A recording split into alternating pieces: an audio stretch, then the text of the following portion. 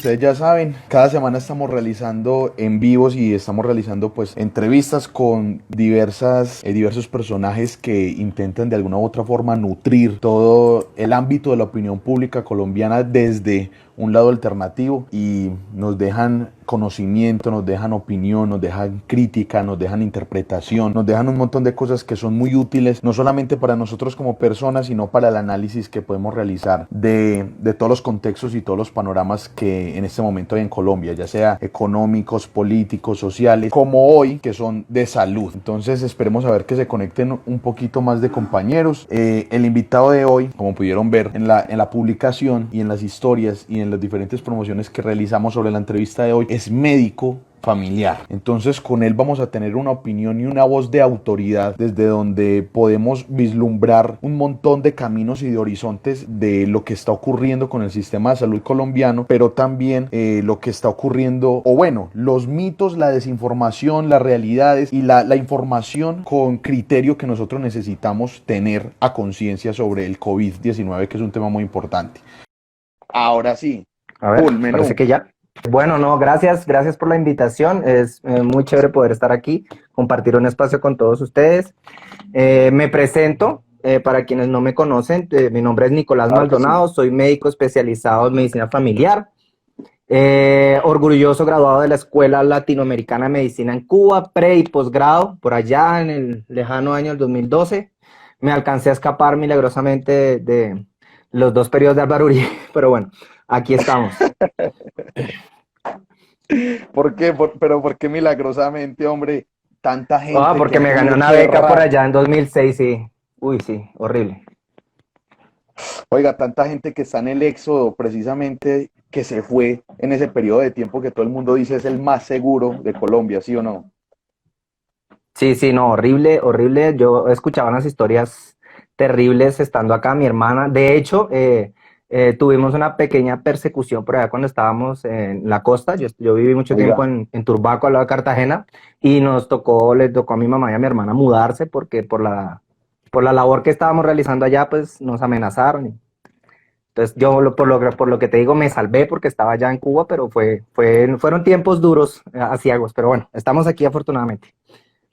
claro que sí. Claro. Bueno, ya Nick me quitó a mí la introducción del personaje que él representa, que es un médico familiar, pues, especializado en Cuba, realizaste allá el posgrado en Cuba, pero él tiene un valor agregado y es que no solamente es médico en la realidad física que nosotros conocemos, sino que también es ciberactivista, produce contenidos, hace videos y tiene un trabajo de pedagogía muy bueno que todas las personas que están viendo en este momento, que somos 25, están invitados a verlo, invitados a seguirlo porque es un trabajo muy bacano, con muchos tips, muchos consejos y Gracias. mucha información de calidad que nosotros necesitamos, porque, Nick, ¿a vos te parece que los colombianos dentro de la cotidianidad tenemos en cuenta la medicina o la salud en la cotidianidad? ¿Crees que tenemos en cuenta ese concepto de salud o actuamos a diestra y siniestra sin tenerlo en cuenta? Bueno, mira, lo que pasa es que gracias por la cuñita. Voy a terminarla. Les invito a que sigan este perfil, que es el perfil de nuestra página. El doctor Nicolás es como un juego de palabras con los Simpsons, soy súper fan. Tenemos una página en Facebook, tenemos este medio aquí también en Instagram y mi perfil personal de Twitter, pero bueno, la idea de nosotros es precisamente lo que tú dices, llevar un poco de educación para la salud, porque para responder a tu pregunta, pues en Colombia el mismo sistema de salud y la idiosincrasia de nosotros como colombianos nos hace tener una muy mala cultura en la salud. No tenemos educación en la salud, no tenemos cultura de salud y por eso precisamente nace el proyecto audiovisual como una manera de enseñarle a la gente en un lenguaje que pueda entender cómo pueden mejorar su salud en la casa, cómo pueden prevenir la enfermedad y obviamente mejorar pues su nivel de vida con acciones sencillas, o sea, mantener nuestra salud mucho más fácil que tener que lidiar con una enfermedad. Entonces, Sí, precisamente por ese vacío en el conocimiento general sobre salud, decidimos crear esta propuesta y pues nuevamente gracias por la cuña. qué bien. Me alegra mucho, Nick. Muchas gracias entonces por aceptar la invitación. Y bueno, quiero que empecemos por favor a conversar un poquito acerca del tema del COVID, que todavía tiene muchos vacíos informativos, muchos vacíos de conocimiento. Bastante. Sobre todo se evidencian, muchos se evidencian en el lenguaje común, en las conversaciones de cafeterías, de la tienda, etcétera, etcétera. Entonces vamos a conversar un poquito al respecto.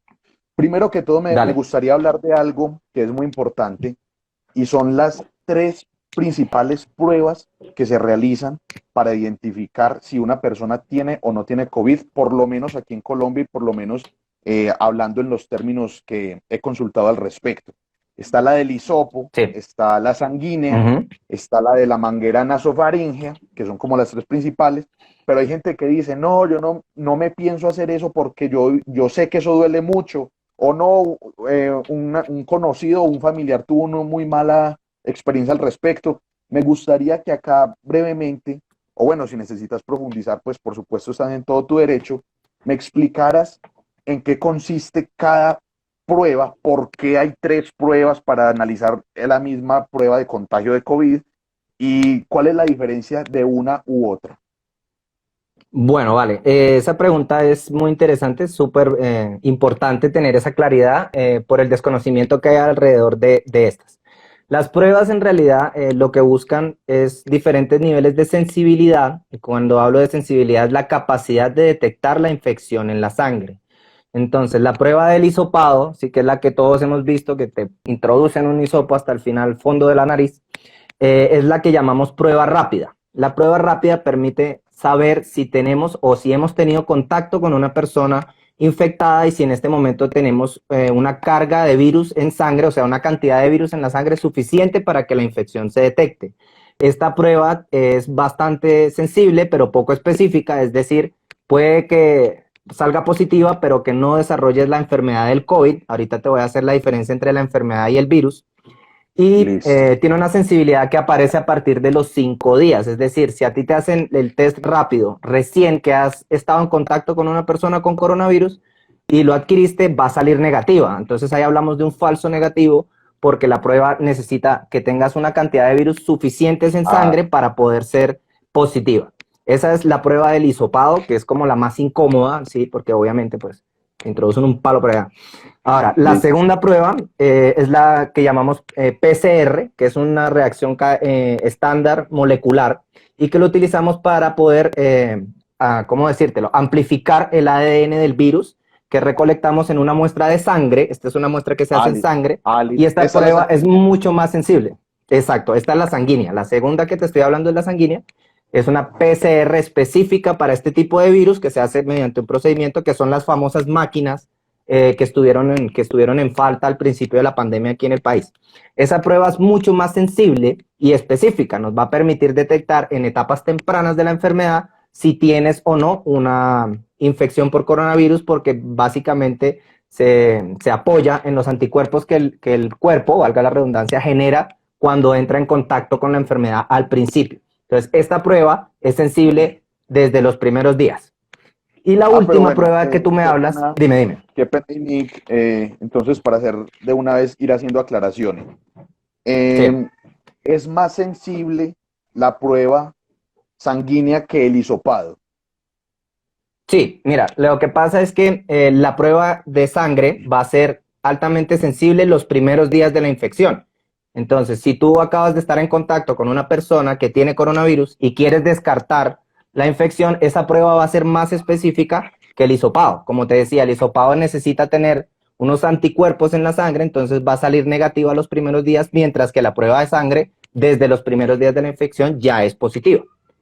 La última prueba, la de la Listo. manguera que tú me estabas hablando, es una prueba similar a la del hisopado, sino que mediante la manguera podemos recoger una muestra mayor. Entonces, esto nos va a permitir detectar más fácilmente, o sea, es un poco más sensible que la prueba del hisopado, pero es prácticamente lo mismo. O sea, utilizamos la secreción para detectar si el virus ya está en la sangre. Es importante hacer esa aclaración porque cuando el virus ya está presente en la mucosa nasal ya se puede transmitir, mientras que con la prueba de PCR a lo mejor el paciente todavía no está en una fase de transmisibilidad. De pronto algunos compañeros del campo de la medicina que estén acá pueden dar fe de esto. Apenas tú agarras la infección, automáticamente no la puedes transmitir. Tiene que pasar un tiempo para que los virus se reproduzcan en la sangre y lleguen hasta las secreciones, la saliva, los mocos, y entonces cuando uno tose o estornuda es que va a contagiar a las personas. Nick, entonces estás diciendo, en el orden de ideas del que estamos hablando, la prueba más sensible que identifica con más credibilidad o con más probabilidad de acierto si tenemos o no tenemos COVID es la prueba sanguínea, la molecular que estás mencionando. Exactamente. Sí, señor. Es Listo. una prueba mucho Y más la del sensible y específica. Listo. Específica entonces en el sentido de que ya nos damos cuenta a través de ella si generamos anticuerpos y qué otras cosas dijiste recién. Exactamente. Sí, o sea, la prueba de la PCR permite detectar el virus en la sangre en las primeras fases, mientras que las pruebas rápidas son para determinar ya si hay anticuerpos ante el virus, o sea, ya el cuerpo está combatiendo la enfermedad, por decirlo así. Bueno, y ahí nada más para ya terminar esta pregunta, de pronto como para dejar claro a las personas que nunca han tenido una experiencia con respecto a las pruebas y eso, ¿alguna de las pruebas duele? Bueno, no duelen como tal, más allá de, en el caso de la prueba de sangre, el pinchazo de la aguja, que pues es bastante inocuo, la verdad, la Ah, mayoría de bueno, la sí. gente tienen tatuajes, o sea que no es nada del otro mundo, y el hisopado en realidad es más que todo incómodo, porque es como si te metieras un Ah, dedo hasta el listo. fondo de la nariz, pues vas a sentir una absoluto, no, no, hay millones de leyendas alrededor de eso, pero no, nada que ver, o sea, son totalmente seguras y no son dolorosas para nada. Listo. Bueno, entonces ya dejamos ahí claras algunas cosas que las personas normalmente en la cotidianidad están conversando. Ya sabemos, no Sí, duelen. Por supuesto, para representan nada. una incomodidad leve porque es un examen médico que tiene que tocar nuestro organismo, pero no duelen y no son peligrosas ni nada por el estilo. No, Entonces, en es absoluto. rápido, molecular, listo. Ahora yo quiero entrar a otro punto, Nick, y me alegra que más personas se están conectando. Recuerden enviar el en vivo para que más personas puedan tener acceso a esta Sí, por favor, información. compartan para que vean que es importante. Va a quedar, ya saben que esto después se publica en Facebook, también algunos apartes y en YouTube. Entonces, bueno, me gustaría ahora sí entrar en la misma materia, pero por otra línea. Cuando cuando una persona llame y diga al 123 o a la línea que sea, que cree que está contagiada, que tiene síntomas, que tuvo contacto con algún contagiado, ¿qué debe garantizar el Estado? ¿Cuál de las pruebas que acabamos de mencionar? Y bueno, sí, ¿debe realizar esa prueba, sí o no? ¿Y cuál debe realizar? Bueno, mira, ahí entramos ya en un tema de ley, porque pues el Sí. Estado es el garante de la salud de la población, entonces está obligado como tal a prestar la prueba, cualquiera de las pruebas que tenga disponible, que determina el tipo de prueba que se haga, el tiempo en el que probablemente hemos tenido el contacto con la persona, que era lo que yo te decía al principio. Cada prueba tiene una ventana de tiempo en la que nos va a permitir saber si va a ser Ah, positiva o no. Entonces, si por ejemplo, si tú dices, no, listo. mire, es que yo visité a mi abuelito ayer que tiene coronavirus, entonces, y de pronto lo cogí, si te hacen la prueba rápida, puede ser un falso negativo porque todavía no tienen los anticuerpos. En ese caso habría que hacer la prueba de sangre. Mientras que si tú dices, no, es que llegué de, no sé, estaba en Kennedy, en Bogotá, que tiene una zona alta y estuve en una casa una semana con gente con coronavirus, entonces ahí ya te podemos hacer la prueba de prueba rápida para saber porque ya llevas más tiempo. Entonces se debe garantizar una prueba. ¿Qué Ok. tipo de prueba? Lo determina la cantidad de días que han pasado desde el posible contacto con una persona con coronavirus. 5 días, 10 días, 15 días. Si ya pasaron 15 días y no tuviste la enfermedad, puede que te hayas infectado, pero no tuviste el cuadro de la enfermedad severa, que es otra posibilidad que no se tiene en cuenta a nivel epidemiológico aquí en Colombia y que es lo que nos ha generado un poco de angustia al personal médico que tenemos conocimiento de epidemiología. Entonces, no sé si de pronto los colombianos tenemos el derecho de cuando vamos a pedir que nos realicen por favor la prueba, elegir cuál prueba o solicitar cuál prueba en específico nos realizan de acuerdo con la información que están dando. Buenas, resulta que yo creo que soy Digamos contagiado que de en COVID. teoría, Sí, sigue, sigue, dale, sigue. dale, Nick. Ah, bueno, no, o sea, en teoría sí podrías hacerlo, pero bueno, digamos que es un conocimiento que se escapa de la población, o sea, no es obligatorio que la gente sepa cuál es la ventana de tiempo que debe tener para cumplirse la prueba. Simplemente deben recordar que por ley se les debe garantizar que se le realice y que son las quejas que se han generado y que uno ve por ahí en todos lados que la gente dice, no, yo creo que pasé el coronavirus y estuve esperando y nunca me hicieron la prueba, pero en ese caso entonces ya tenemos que acudir a, pues, a las entidades que garantizan que se preste adecuadamente el servicio, sea, no sé, las líneas de atención de tu EPS o las Supersalud, lo que sea, pero se les debe garantizar la prueba a todo aquel que la pida si piensa que tiene una sospecha de coronavirus, que es un tema un poco complejo porque al principio de la pandemia el Ministerio de Salud eliminó el criterio del contacto epidemiológico dentro de las pruebas. Entonces esto nos deja un abanico muy grande, un vacío, digamos, epidemiológico, y las empresas se agarran de ahí para decidir si te prestan o no te prestan el servicio. Pero en el deber ser, si usted piensa que puede estar en contacto o que estuvo en contacto con una persona con el virus, deben hacerle la prueba, sí o sí. Listo. Bueno, eh, como estás mencionando, Nick, muchas veces hay un problema en ese tema y es que las personas acuden, obviamente no por voluntad propia, a la paranoia, obviamente por la sobreinformación y por el miedo masivo que generan este tipo de cosas. Y Uy, entonces, sí. a veces sin tener los síntomas reales del COVID-19, llaman y dicen que tienen COVID-19 y pues le hacen la prueba y quizás es negativo en efecto. Pero hay una cosa que hay que tener en cuenta y es que a veces hay algunas confrontaciones porque sabemos pues que el COVID puede tener una sintomatología típica de gripa, fiebre y cosas por ese estilo. Exacto. Pero ¿qué otros síntomas no tan típicos que obedezcan a ese marco patológico de la gripa pueden existir a la hora de tener COVID-19? Porque se han mencionado mucho, como por ejemplo la diarrea, el vómito, como por ejemplo el mareo. Entonces, ¿qué otro tipo de síntomas podemos tener en cuenta para pensar, uy, de pronto estoy contagiado de COVID, si en algún momento creo haber tenido contacto con algún contagiado, que no sean típicos síntomas de gripa? ¿Qué otros síntomas podemos y debemos Eh, tener en cuenta? Bueno, esa pregunta es muy importante porque por ser una infección relativamente nueva dentro de la humanidad, recordemos que esto es un virus que está presente en los animales y que recientemente una cepa mutó y empezó a infectar a los humanos. La forma típica, que es la que hablamos de la infección respiratoria, es similar a una gripe, con la diferencia de que no tiene tantos síntomas generales y es más bien marcada la tos, la fiebre alta y la dificultad respiratoria. Pero en los niños, por ejemplo, puede empezar como una enfermedad digestiva con pérdida del apetito, náuseas y vómitos y cólicos y diarreas. Entonces eso es muy importante porque, ay, el niño cogió una diarrea y mentiras que es el coronavirus. Entonces no podemos descartar la enfermedad porque no se manifieste inicialmente como una enfermedad respiratoria. En este caso, el niño va a empezar con una enfermedad digestiva 2 o 3 días y va a ser entonces el cambio. Después de 2 o 3 días cesan los síntomas digestivos y empieza a presentar los síntomas respiratorios. Y tenemos que estar entonces pendiente de qué personas dentro de nuestro círculo estén presentando síntomas respiratorios o similares que nos hagan sospechar en una infección al niño o a la niña.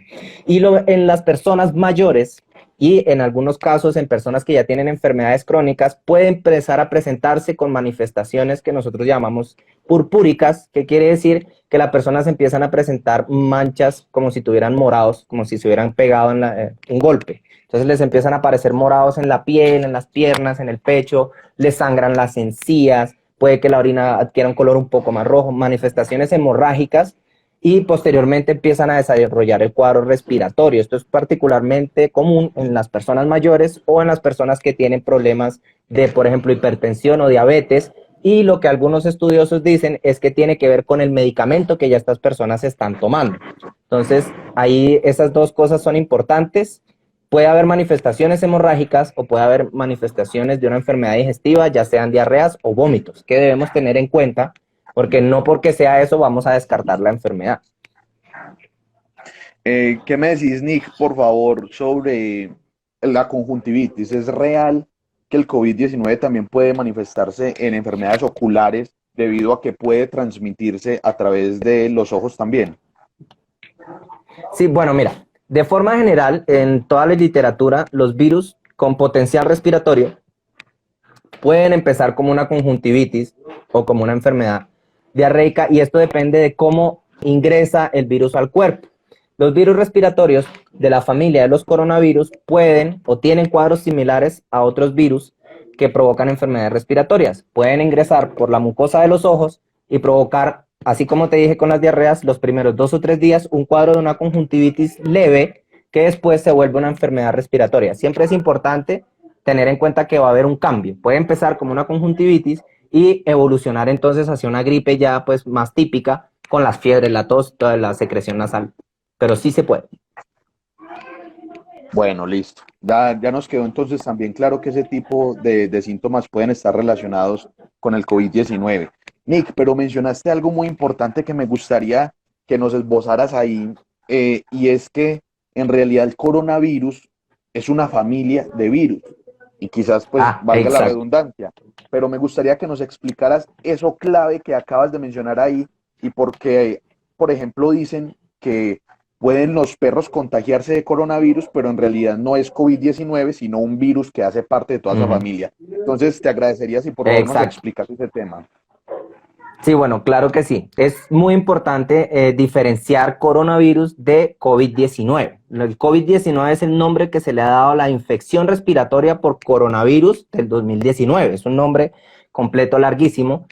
Pero Sí. la COVID o COVID-19 es la manifestación clínica, es decir, la enfermedad, mientras que los coronavirus son una gran familia de virus del tipo ARN, es decir, su núcleo se sintetiza con ARN, no con ADN, y que provocan enfermedades respiratorias en mamíferos y sobre todo, o sea, en vertebrados y especialmente en los mamíferos, perdón. Entonces es una familia de virus grandísimos. De hecho, si recuerdan la pandemia que sufrimos en 2010, por la famosa influenza. Gripa. Antes hubo una pandemia, sí, esa fue la aviar, si no estoy mal. Y Ah, la listo. porcina, la aviar fue en 2012, 2014 creo, y en 2010 hubo otro brote por coronavirus. O sea, ya hemos tenido pandemias por coronavirus anteriormente, solo que se les han Ah, dado otros nombres. En este caso, en 2019, entonces se le dijo COVID-19 porque era un virus novel ah, ya, que ya, no se ya, ya. tenían antecedentes de casos. En los otros casos se les puso otro porque ya se conocía que esa enfermedad se presentaba en las aves o en los cerdos o en otros animales y por eso se les puso esos nombres. Pero ya hemos tenido epidemias o pandemias por coronavirus. Entonces, esa aclaración es importante. Los coronavirus son una familia de virus muy grande y se les llama coronavirus precisamente porque son una capsulita de grasa que tiene una coronita de moléculas que les permite pues infectar a sus huéspedes. Entonces, coronavirus es el virus y la COVID-19 es la enfermedad. Ah, listo, listo. Y de pronto tenés en cuenta cuál es el nombre que se le dio a esos otros virus que hacían parte de esta familia y que fueron de alguna u otra forma pandémicos en el pasado. Sí, a ver si no estoy mal. Bueno, las H1 son virus del tipo de la influenza, que son otros virus diferentes, que son virus que Listo, de hecho han causado mucha mortandad en la humanidad a través de la historia y que por eso ya listo. existen vacunas contra la influenza. Cualquier persona que tenga una persona mayor en su casa ha escuchado de la vacuna anual contra la influenza, pero en el caso de los coronavirus anteriores, si no estoy mal, el de la gripe porcina fue una variedad de coronavirus. Cada nombre, o sea, los nombres técnicos de los virus son un poco engorrosos. Si te doy el de Sí, ahorita, este se llama SARS-CoV-19. Ese es el nombre sí, específico sí, de sí. este coronavirus que nos está causando esta pandemia. Y entonces de ahí se desglosan otros tipos de nombres porque tú puedes entonces subdividir el virus específico, la familia, el filo, todo y te vas hacia arriba en la escala filogenética. Pero específicamente los nombres de cada uno se ponen según o el lugar donde aparecieron o el tipo de animal que infectaban al momento de generar la pandemia. Entonces los nombres técnicos son un engorro que la verdad no cumple mucho objetivo, pero sí, por ejemplo, sí recuerdo que la porcina fue por un coronavirus, que fue una pandemia hace no mucho tiempo, y la que le siguió después fue por una variedad de influenza, H1, que fue, ya H1 hemos tenido varias. Por aquí nos dejan un comentario un compañero Castaño que dice que es porque mutó 19 veces el COVID-19 que se llama Ese COVID-19. está muy ¿Qué tan bueno. cierto? No, bueno, ahí en este caso para Castaño, un saludo allá donde estés, un saludito, aprovechamos a la gente de Manizales que nos está viendo ahorita y la gente de Pasto. 19 es específicamente por el año en el que salió. En realidad es porque empezó en diciembre de 2019 y por ser una cepa de coronavirus, como acabo de decir, entonces se llama nCoV, perdón, sin la N, 19, por ser del 2019. O sea, no tiene nada que ver con las Ah, listo, mutaciones. listo, listo. Perfecto. Identificado 6 cepas diferentes del coronavirus 19. Qué pena, Nick, se lagueó un Dime. poquito ahí. ¿Se han encontrado seis qué? Ah, bueno, que ahorita recientemente en la semana pasada, si no estoy mal, salió un reporte de la OMS anunciando que hay ya Ah, identificadas 6 cepas diferentes, o sea, del mismo coronavirus que está generando la pandemia ahorita, hay 6 subtipos diferentes. listo. Bueno, entonces ya otra página que podemos pasar. Acá el doctor Nick nos está dando la información relevante y la información real alrededor de ese tipo de cosas. Ahora, hablando de desinformación, de información real o no, de falsedades, de mitos populares, yo te voy a mencionar, Nick, una serie de mitos, pues te menciono el primero y quiero que por favor me digas si es falso, es real y me expliques si es necesario el contexto de esa Ok, aclaración. ¿Listo? Bueno, sí, señor. entonces, primero, el virus del COVID tiene los mismos elementos que componen el VIH y a mediano plazo el COVID puede causar también SIDA. ¿Falso o verdadero? Falso, falso, muy falso.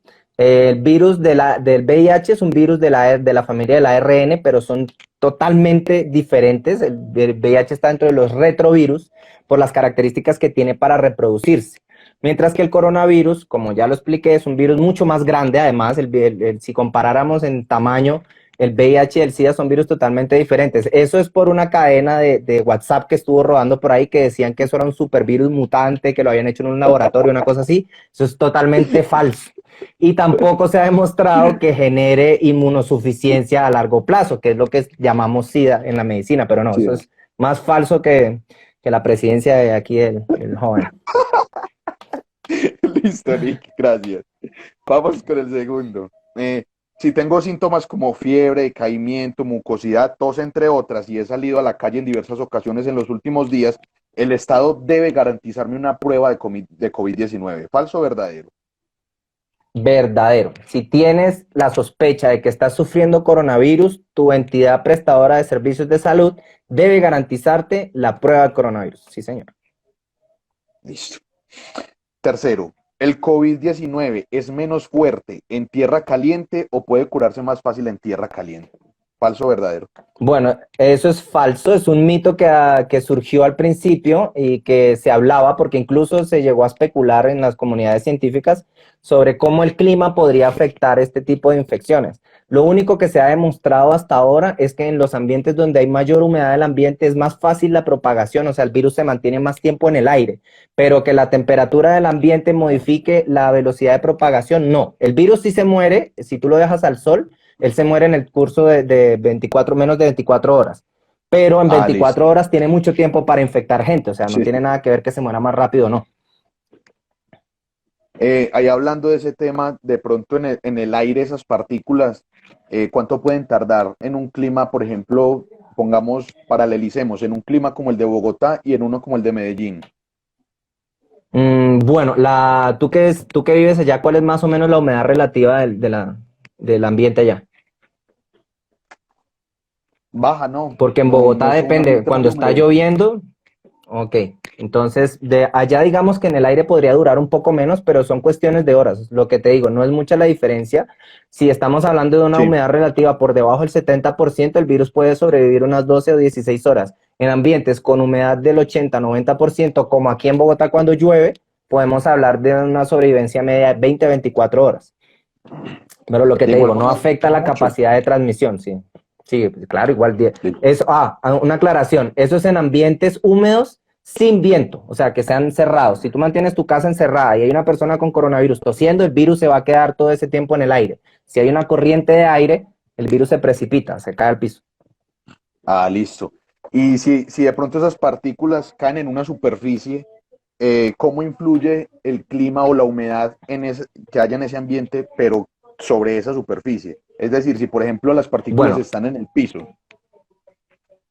Bueno, como te decía, la sobrevivencia según la humedad y la temperatura del ambiente es como un término fijo y todas las medidas que se utilizan para calcular la vida media se basan en una media, ¿no? O sea, nosotros estamos hablando de una temperatura ambiente promedio de 28 grados centígrados a unos 70-80% de humedad relativa. Según las superficies, depende de la porosidad de la superficie. Se ha demostrado que las superficies que son muy lisas mantienen por más tiempo el virus. En este caso, el plástico y el metal son las superficies que más han demostrado que dejan sobrevivir. O sea, más tiempo dura en el plástico, en el metal. Por eso les pido, por favor, no usen guantes estériles en la calle porque lo que hacen es mantener más tiempo el virus en las manos.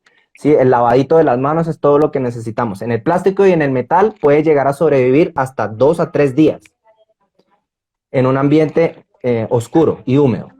En el papel, menos de un día, y en otras superficies porosas como los billetes o guantes o la tela de la ropa, más o menos un día y piquito. Por eso es tan importante desinfectar las superficies con las que estamos en contacto frecuentemente, como el celular, como la mesa, los zapatos, todo eso. Listo. Bueno, muchísimas gracias por ese último consejo de los guantes estériles, ¿cierto? Uy, Listo. sí, fatal. Continuamos con otro que de pronto es de obviar, pero me gustaría que desde tu autoridad de conocimiento nos lo dijeras. Los bebés son inmunes al COVID-19, ¿falso o verdadero? Falso, muy falso. Ni siquiera los bebés lactantes. Los lactantes tienen una inmunidad que sus madres le transmiten que ayuda a disminuir las formas graves de las enfermedades. Pero si a usted le tosen en la cara y con coronavirus, te da. ¿Qué pasa? Que los infantes, los lactantes y los niños en primera y segunda infancia suelen hacer formas leves de la enfermedad. Entonces tienen una gripita muy leve o no sufren el cuadro clínico y por eso creemos que son inmunes, pero no hay inmunidad innata en ninguna edad de la vida. Si te da, te da. Y te puedes morir. De hecho, ha habido casos, uno de los primeros muertos en la costa, si mal no recuerdo, fue un bebé. Entonces, no nos confiemos de que el niño tiene inmunidad. No, aquí nadie está a salvo, todos tenemos que cuidarnos. Listo, perfecto, muchas gracias. Ya el último mito o realidad. Iván Duque es un presidente ilegítimo. ¿Mito o realidad? Totalmente verdadero, hasta donde sabemos, no solo los formularios de 14 fueron alterados, sino que además hubo mucha plata en narcotráfico para elegir a este señor, entonces estamos en un gobierno ilegal e ilegítimo. Por ahí está preguntando Sarita Muriel, ¿qué pasa en las personas asmáticas? Le voy a responder a ella porque me parece una Sí, claro, pregunta súper claro, importante. Nick. Las personas que Venga padecen para allá. enfermedades respiratorias crónicas tienen un riesgo mayor de presentar formas graves.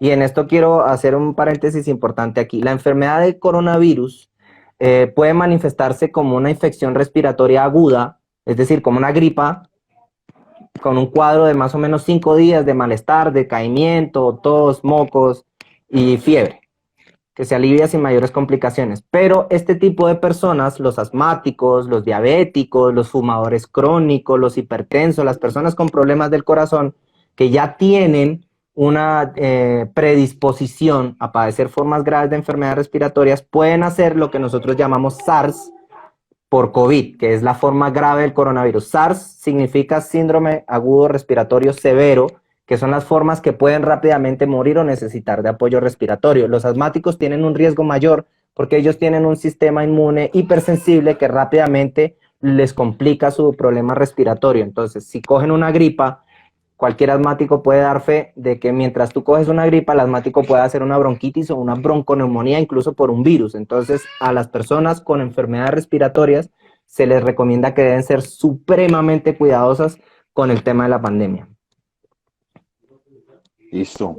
Perfecta esa aclaración y a tener en cuenta las personas que sufren ese tipo de enfermedades. No solo asma, sino, ¿puedes repetirlas, por favor, Nick?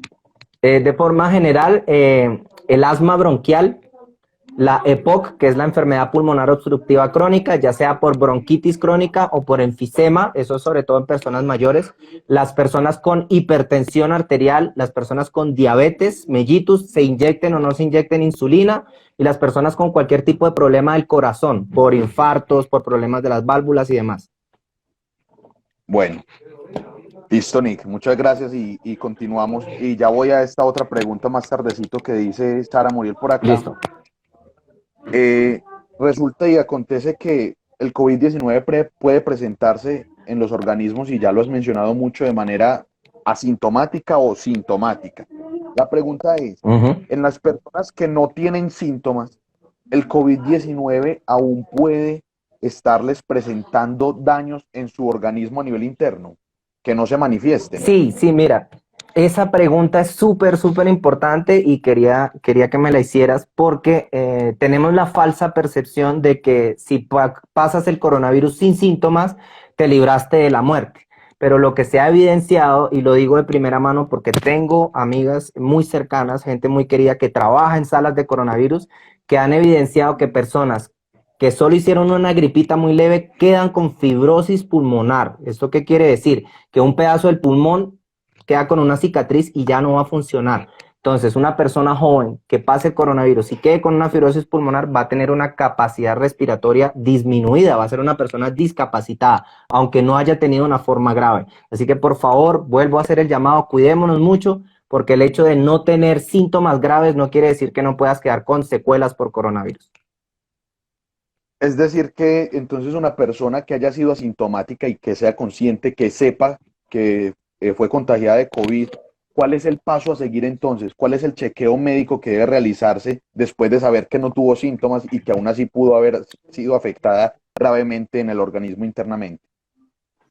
En el deber ser del prestador de servicios de salud, del derecho, vamos a hablar bien, el prestador del derecho de salud debe garantizar algún tipo de prueba de la función pulmonar, llámese una radiografía simple de tórax o una espirometría, que es la medición del volumen respiratorio para saber si hay una disminución en la capacidad pulmonar de la persona.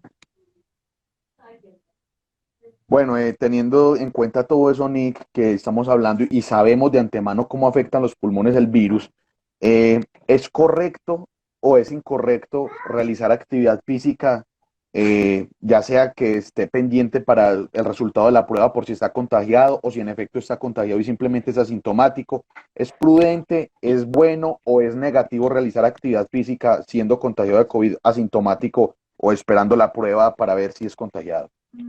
Bueno, como tal, sí, como tal, pues cuando una persona tiene gripe de cualquier tipo, cuando tiene una infección respiratoria, lo que se le recomienda no es tirarse a la cama, pues a morirse, pero tampoco mantener una actividad física elevada porque el cuerpo está en una batalla, por decirlo de alguna manera. En ese momento Sí. tenemos nuestras defensas luchando contra un agente patógeno y exigirle una carga de esfuerzo cardiovascular va a disminuir la capacidad del sistema inmune para reaccionar. Entonces, se le recomienda a la persona que mantenga su actividad en la medida de lo posible.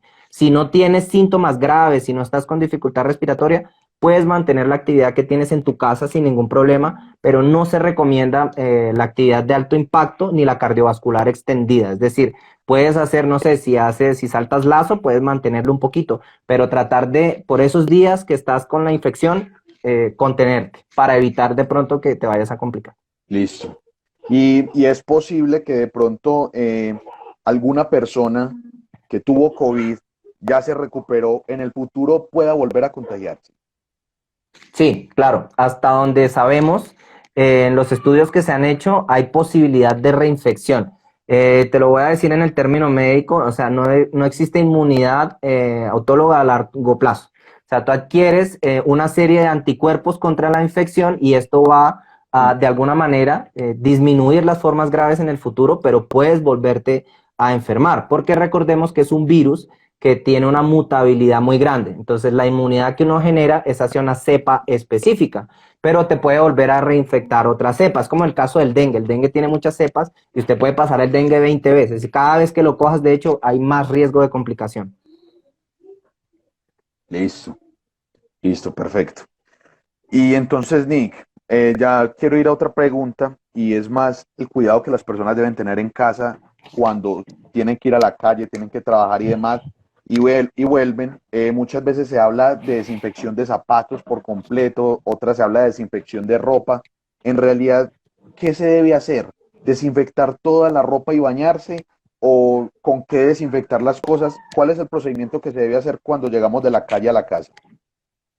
Bueno, súper, súper importante. Si quieren pueden pasar por el perfil del canal de YouTube. Tenemos un video donde reseñamos de forma rápida el protocolo, que Perfecto. es lo ideal. En el deber ser, debemos tener un área sucia designada en la entrada de la casa. No sé si de pronto aquí alguien esté familiarizado con el anime, la animación japonesa. Muestran mucho de su cultura y los japoneses tienen la costumbre de quitarse los zapatos al entrar a su casa. Y tú te das cuenta que tienen como un espacio diseñado para Sí. eso. Eso es súper importante que adoptemos esa costumbre independientemente de si estamos en pandemia o no. O sea, los zapatos siempre entran basura. Entonces, idealmente, al momento de salir, debemos cubrirnos la mayor cantidad de piel que podamos. Entonces, debemos salir con la manga larga, si tenemos una capucha, si tenemos gafas, gafas, máscara, pantalón largo, sin la menor, o sea, la menor cantidad de accesorios, sin aretes, sin anillos, sin pulseras, porque todo eso son superficies que se pueden contaminar. Y al momento de estar en la calle, tratar de manipular nuestro celular al aire libre o en los espacios donde hay gente lo menos posible, para que reduzcamos la posibilidad de que el virus caiga y se impregne en estas superficies. Salimos, tratamos de ser lo más breves posible al momento de estar en la calle, manteniendo nuestra distancia de seguridad 1,5 metros, 2 metros de las demás personas. Y al regresar, antes de entrar a la casa, nos quitamos, o en el área designada de limpieza que tenemos, nos quitamos los zapatos y empezamos a quitarnos de las capas más externas de ropa a las más internas. Idealmente debemos tener un recipiente donde podamos poner nuestra ropa sucia o una bolsa que vamos a sellar, y esa ropa debe ir hacia la lavadora. Y después, ya de que estemos casi desnudos en la puerta de la casa, sin tocar ninguna superficie, sin tocar a nadie, nos quitamos el tapabocas y vamos y nos damos una ducha. No tiene que ser una ducha pues con cepillo, pero sí es importante que nos enjabonemos cuando lleguemos de la calle para que reduzcamos el riesgo de que algún pedacito de piel que quedó expuesto tenga el virus, porque el problema es que el virus se demora hasta 10 días en incubarse. Entonces uno cree que está libre de todo pecado y está haciendo daño. Ese es como el deber ser. Si no tenemos la posibilidad, porque por lo menos mucha gente me ha comentado que tiene que salir 2 o 3 veces a la calle, y pues obviamente es un procedimiento engorroso, gastas Sí. mucha ropa, mucho detergente y demás, se entiende. Entonces en el deber ser debemos tener una superficie que podamos quitarnos y ponernos y que sea de quitar. En español, una capa o un trajecito plástico que podamos ponernos y quitarnos y enjuagarlo en el momento, y que no tenemos que pues lavar toda la ropa y todo lo demás. Pero sí es importante por lo menos la desinfección de los zapatos, la suela, porque como te dije, en el piso el virus puede sobrevivir en un ambiente húmedo y sin tanto sol, puede sobrevivir varios días, y siempre hay el riesgo mínimo, pero existe, de que nos traigamos el virus en los zapatos. Entonces los zapatos sí, por lo menos eso, limpiarlos. Si no tenemos cómo comprar tanto alcohol o tanto detergente para lavar la demás ropa, por lo menos una capa o así sea una bolsa plástica, invéntense algo, pero traten de salir lo más cubiertos posible. Listo, déjeme ese temita ahí, por favor, Nick, porque ya lo vamos a abordar desde otra perspectiva muy importante y que yo sé que le compete mucho a usted. Y voy a interrumpir acá como el orden para hacer la pregunta que está haciendo una persona en el comentario. Que si puede haber un rebrote de los síntomas, es decir, hubo síntomas antes y la persona al parecer se recuperó y luego volvieron los síntomas. Ese rebrote puede existir. Bueno, sí, mira, ¿qué pasa? Eso compete con unos conceptos que nosotros, hay 3 conceptos en medicina que se llama infección, reinfección y sobreinfección, que quiere decir que usted puede adquirir la enfermedad, pasarla y no volverla a presentar, puede que la termines y la vuelvas a coger, o puede que estando enfermo te enfermes otra vez, o sea, que te lo contagien 2 veces, como el chiste del SIDA. Sí, a mí no me pegan el SIDA 2 veces. Sí, sí se puede, sí se puede. Entonces es Listo. importante que tengan en cuenta eso. Si la estás pasando, o sea, ya estás saliendo convaleciente y vuelves a presentar los síntomas, puede ser que alguien más te lo volvió a pegar. O sea, puedes volver a coger el coronavirus en un espacio corto de tiempo. Listo. Ahora sí retomo entonces el tema de la vestimenta y de lo que debemos portar en la calle, porque resulta, Nick, que los doctores, los médicos, las personas que trabajan en la salud empezaron a sentir y empezaron a recibir tumultos de estigmatización porque en la calle portaban vestimenta especial que obviamente era destinada para su trabajo. ¿Cuál era el conflicto ahí? Digamos, ¿ellos tienen el mismo vestido tanto trabajando como en la calle o ellos antes de salir de trabajar tienen que cambiarse? ¿O cuál es el conflicto ahí? ¿Qué ocurre? ¿Cuál es el contexto de la vestimenta de los trabajadores de la salud en la Bueno, calle? ahí hay un poquito de mentira y un poquito de verdad, porque no te voy a negar que hay personas irresponsables que se ponen su uniforme de trabajo desde su casa y que no hacen un cambio. Idealmente, los uniformes, esos son uniformes de hecho quirúrgicos. Idealmente, eso solo se utiliza dentro de una sala de cirugía o en un ambiente estéril. Pero en Colombia se ha adoptado por costumbre el uso de ese tipo de uniformes para estar en la calle. Idealmente, si vas a utilizar ese uniforme para identificarte como personal de salud en la calle, tienes que tener otro uniforme para cambiarte al momento de llegar a tu lugar de trabajo. Ese es el deber ser. Si no tienes cómo hacerlo, entonces mucha gente lo que hace es que utiliza un solo uniforme. Ahí está fallando ese personal porque sabe que está movilizando posibles agentes patógenos desde la calle hacia el sitio de trabajo y viceversa, los está trayendo del trabajo. Pero idealmente debemos, si vamos a usar la pijama para estar en la calle, debemos llegar al trabajo y cambiarnos en el trabajo por otra Sí, pijama y después lo mismo, repetimos el listo. mismo ejercicio para salir, o sea, utilizamos un uniforme estéril dentro del trabajo y volvemos a salir con otro. ¿Qué pasa? Que como la gente no conoce ese tipo de protocolos, piensan o asumen automáticamente de que es un solo uniforme, porque es lo que la mayoría de la gente tiene, un solo uniforme para trabajar, y piensan entonces que estamos llevando y trayendo los gérmenes y que les vamos a contagiar. La probabilidad de que una persona de salud te contagie es más fácil que te contagie tu perro que te contagie una persona, porque nosotros nos tienen, pero mejor dicho así, encima cumpliendo los protocolos de bioseguridad, porque no solo tenemos riesgo de contagiar a los pacientes, sino a nuestros compañeros. Entonces a nosotros se nos exige mucho cumplir con las medidas de bioseguridad. La probabilidad de que alguien de salud te pegue algo se debe ser que estés dentro de un hospital o que seas pareja de una persona de salud, pero de ahí a que el vecino enfermero, la vecina enfermera, el vecino médico, la doctora, te vayan a pegar el coronavirus, es más fácil que te lo pegue el que te está llevando la pizza en el domicilio. Así que por favor, no seamos tan duros con el personal, porque ya es bastante difícil tener que ir con miedo todos los días a trabajar con ese riesgo de que nos peguen la pandemia para tener que llegar a aguantarse la violencia y la ignorancia de los vecinos. Por favor, tratemos de apoyarnos entre todos. Listo. Excelente.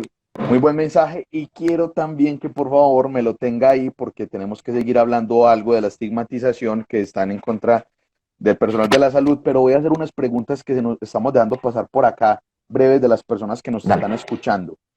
Preguntan que por qué los hipertensos tienen mayor riesgo de contraer la enfermedad y morir. Bueno, el tema de la hipertensión, no me quiero extender mucho en la fisiopatología, o sea, en Sí, el por qué la enfermedad afecta, pero la hipertensión básicamente daña el riñón, los pulmones y el corazón a largo plazo.